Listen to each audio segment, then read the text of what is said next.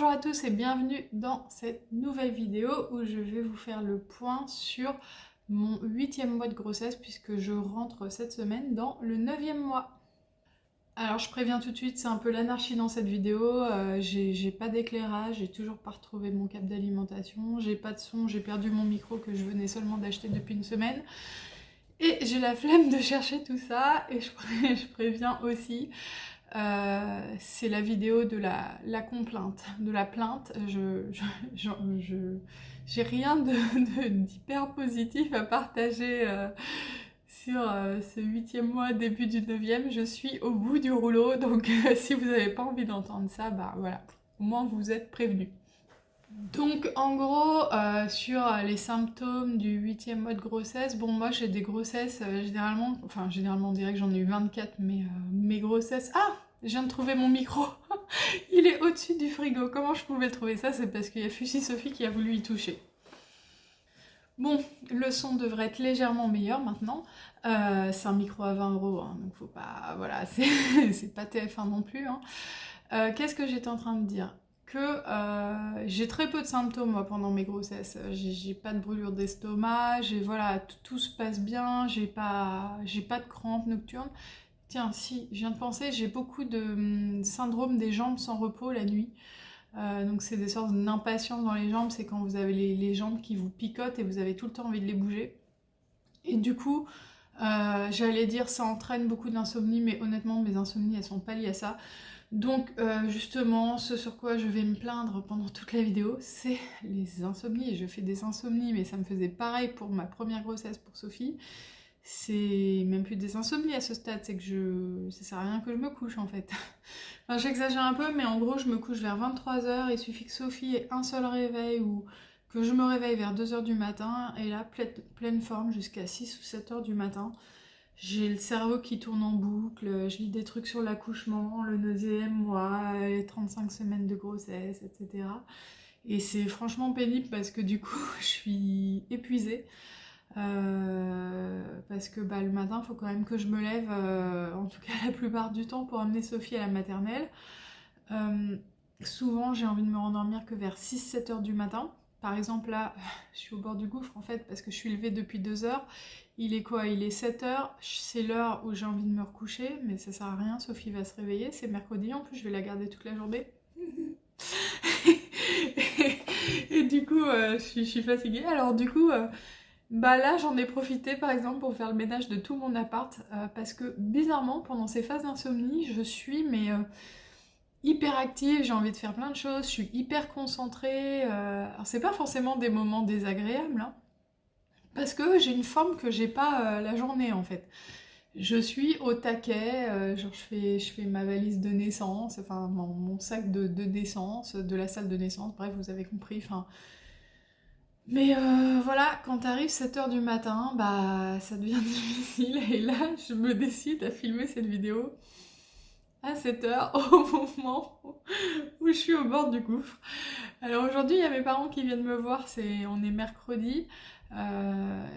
Sophie, du coup, je serai pas toute seule à la garder, ça c'est très bien, parce que vu c'est un petit paquet de nerfs, plus on est et mieux c'est.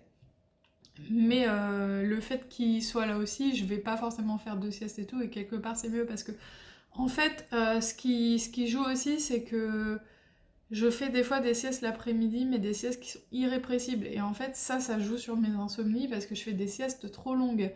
J'ai lu sur internet qu'au-delà d'une heure et demie, c'est des siestes royales. Et en fait, c'est des siestes royales que je fais parce que je fais des siestes de 2 heures, mais je les programme même pas en fait. Hier, je regardais un truc sur Netflix, un reportage sur le cacao, et ça m'a cassé quoi, le truc sur le cacao à un moment, mais j'avais tellement envie de m'endormir, je me suis dit vas-y lutte pas, c'est pas grave.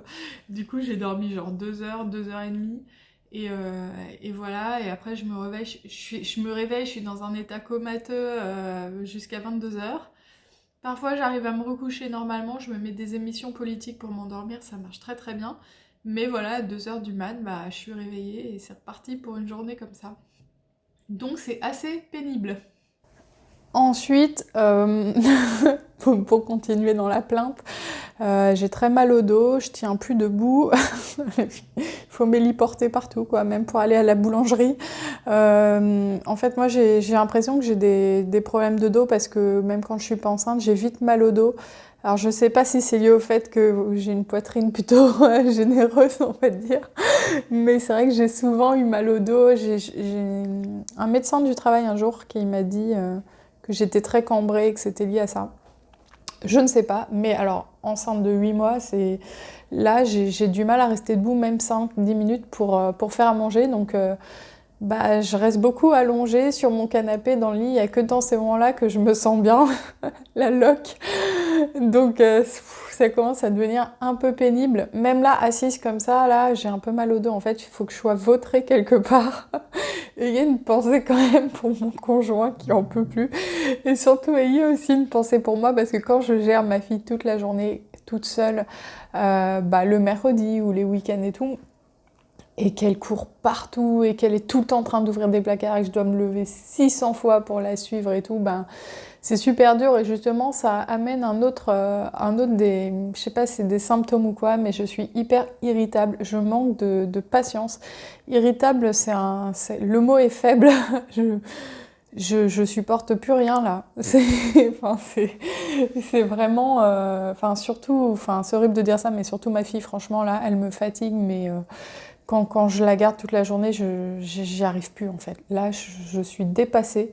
Je m'en sors plus. Je suis désolée de dire c'est comme ça. Mais du coup, ça joue sur mon moral parce que je me sens un peu dépassée par tout ça. C'est difficile parce qu'elle est beaucoup dans l'opposition. Tout évite une guerre, l'habiller, tout ça. Donc des fois, ça m'arrive de devoir limite me battre pour l'habiller et tout. Et là, enceinte de quasi 8 mois révolus, avec mon ventre et tout, c'est difficile. Et quand il faut toute la journée, parce qu'en plus, à la maison, elle fait plus de sieste. J'ai beau la coucher, j'ai beau essayer de me coucher avec et tout, elle arrive plus à dormir, alors qu'à la maternelle, au moins ils la couchent et je pense qu'elle reste dans le lit. En tout cas, ils ne nous ont pas signalé qu'elle partait de la pièce, mais moi, elle part de la pièce. Je ne peux plus lui faire de sieste. Et du coup, il faut être au taquet toute la journée parce qu'elle est pleine d'énergie. En plus, elle se couche relativement tard. On essaie de la coucher vers 21h, 21h30, mais souvent ça dérive et c'est un peu plus tard que ça, malgré nos tentatives. Elle a toujours beaucoup de mal avec le coucher. Malgré ça, elle est en forme, hein. Mais alors moi, je décline là. Ça devient compliqué. Honnêtement, je sais pas comment ça va être avec deux, ça me fait très peur. Mais peut-être que physiquement, je serai un peu plus capable, quoi. Là, c'est de l'épuisement un peu psychologique aussi, mais je ne saurais pas dire pourquoi, parce que en plus, heureusement, la plupart du temps, elle est à la maternelle toute la journée, mais même ces journées-là me passent trop vite pour moi. Je vais vraiment passer pour la mère indigne, je pense, genre la fille, elle met sa fille à la maternelle déjà toute la journée, alors que je suis en repos et tout, mais même aller à 16h30 et tout, de 16h30 à des fois 21h jusqu'à ce que son père rentre, c'est pas simple. Donc vraiment, pour moi là, j'ai un manque de patience, je suis fatiguée nerveusement. Faut dire que là j'ai eu des journées un peu difficiles ces derniers jours, ça se trouve, je vous en reparle la semaine prochaine, tout ira très bien et je serai super dynamique et tout, mais c'est vrai que pour moi, gérer un enfant de 3 ans en fin de grossesse toute une journée, c'est compliqué et j'avais pas imaginé à quel point. Et j'imagine que gérer un bébé plus un enfant de 3 ans, ça doit pas être simple non plus. Mais bon, on verra bien. Sinon, par rapport au diabète gestationnel, je dois dire que j'ai de plus en plus de craquage. Je préfère vous le dire parce que quand je vois sur internet qu'il y a des filles qui s'en veulent sur des forums parce qu'une fois toutes les 3 semaines elles mangent un carré de chocolat, moi quand je fais des craquages c'est plus que ça. Exemple, quand j'ai des insomnies nocturnes, c'est vraiment, franchement, c'est horrible parce que je devrais me contrôler et tout, mais quand j'ai faim la nuit et tout, ça m'arrive de manger des petits pains pasqués avec du chocolat à l'intérieur. Mais malgré ça, mon diabète est plutôt considéré comme bien contrôlé par les sages-femmes. Alors, est-ce que c'est parce que je prends pas toutes les mesures? Peut-être aussi. J'arrive plus à me piquer 6 fois par jour. Des fois, j'oublie. Des fois, c'est parce que je fais la sieste. Des fois, c'est parce que, voilà, j'oublie surtout. Généralement, je fais quand même en sorte sur toute la semaine, de respecter quand même ce régime-là. Mais maintenant, le week-end, s'il y a un resto et tout... Enfin, moi, toute ma vie, j'ai jamais réussi à tenir des régimes, donc j'essaie de faire attention, mais enfin, voilà, c'est compliqué, quoi. Mais mine de rien, j'ai pris que 10 kilos, et pour moi, c'est très peu, parce que pour Sophie, j'avais pris une vingtaine de kilos à ce stade de la grossesse, donc voilà, c'est quand même contrôlé tout ça. J'ai même une de mes collègues, je sais pas si elle regardera cette vidéo, qui a vu une photo de moi là récemment, d'ailleurs une des photos que j'ai postées sur Instagram enceinte, si vous l'avez vue, et qui m'avait pas vue depuis 2 mois et qui trouve que j'ai perdu du poids. Et c'est bien possible parce que, enfin, j'ai pas perdu du poids parce que je continue à prendre du poids, mais c'est possible que j'ai perdu un peu de graisse parce que vu que j'ai vachement contrôlé mon alimentation, les deux premiers mois où j'ai su que j'avais du diabète gestationnel, bah, le bébé, il a peut-être puisé dans les graisses à ce moment-là. Donc voilà, au niveau de mes cheveux, parce que j'ai des gens parfois qui me demandent comment ça c'est mon alopécie alors que je suis enceinte, etc. Bah bon, bah je vous laisse regarder, hein. Là, j'ai pas de volumateur, j'ai rien, comme vous en doutez. Est-ce que ça s'est amélioré ou pas? J'ai pas l'impression que ce soit aggravé. Je prends plus aucun traitement. De toute façon, ça faisait des années que j'en prenais plus. C'est certainement pas enceinte que je vais m'y remettre. Je saurais pas dire si ça va mieux ou pas. Voilà. Je fais plus très attention à ça, honnêtement. Puis c'est très très difficile d'être objectif sur sa propre chute de cheveux, donc voilà. Bon, bah je pense que je me suis assez plaint comme ça. On va peut-être arrêter là.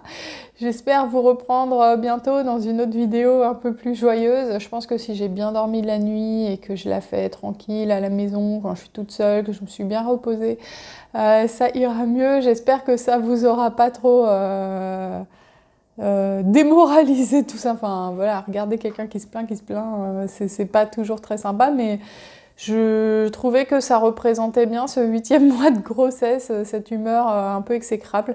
Donc au moins, ben voilà, vous voyez comment ça se passe dans ma tête actuellement, même si je vais très bien et je suis très heureuse d'être enceinte et je me dis profite. Ces derniers moments, enfin voilà, les grossesses, c'est des moments incroyables, on sent le bébé bouger et tout dans le ventre et quelque part, j'ai pas envie spécialement que ça se termine parce que bah après, déjà après, ça va être très fatigant. Et puis c'est des moments dans la vie qui sont très courts finalement et il faut en profiter parce que ça passe très vite.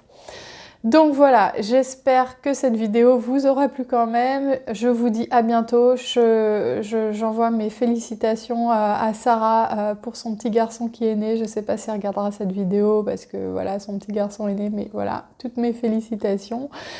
Et je vous dis à bientôt pour une prochaine vidéo.